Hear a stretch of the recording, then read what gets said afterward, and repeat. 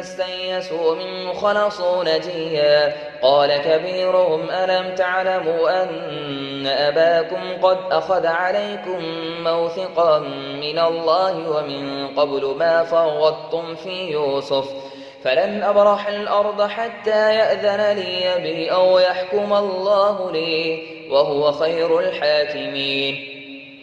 ارجعوا إلى أبيكم فقولوا يا أبانا إن ابنك سرق وما شهدنا إلا بما علمنا وما كنا للغيب حافظين. واسأل القرية التي كنا فيها والعير التي أقبلنا فيها وإنا لصادقون.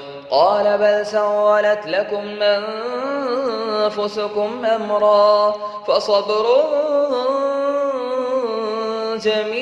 جميل عسى الله أن يأتيني بهم جميعا إنه هو العليم الحكيم.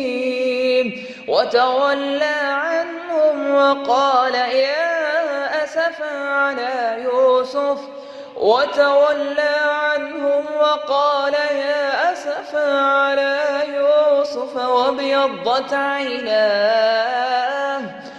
وابيضت عيناه من الحزن فهو كظيم. قالوا تالله تفتأ تذكر يوسف حتى تكون حرضا أو تكون من الهالكين. وتولى عنه وقال يا أسفا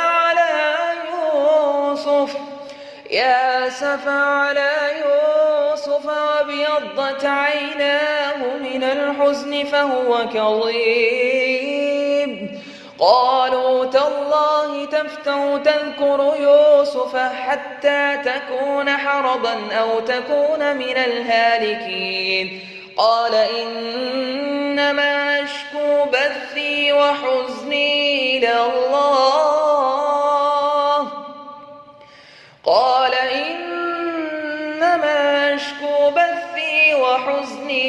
إلى الله وأعلم من الله ما لا تعلمون. يا بني يذهبوا فتحسسوا من يوسف وأخيه ولا تيأسوا من روح الله إنه لا ييأس من روح الله إلا القوم الكافرون.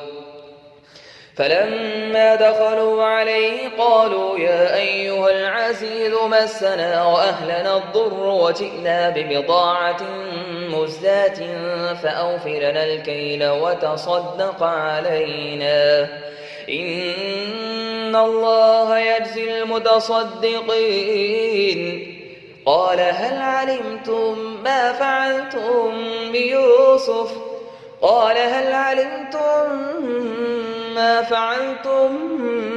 بيوسف وأخيه إذ أنتم جاهلون. قالوا أئنك لأنت يوسف قال هل علمتم ما فعلتم بيوسف وأخيه إذ أنتم جاهلون. قالوا أئنك لأنت يوسف قال أنا يوسف وهذا أخيه قد من الله علينا إنه من يتق ويصبر فإن الله لا يضيع أجر المحسنين. إنه من يتق ويصبر فإن الله لا يضيع أجر المحسنين. قالوا تالله لقد آثرك الله علينا وإن كنا لخاطئين.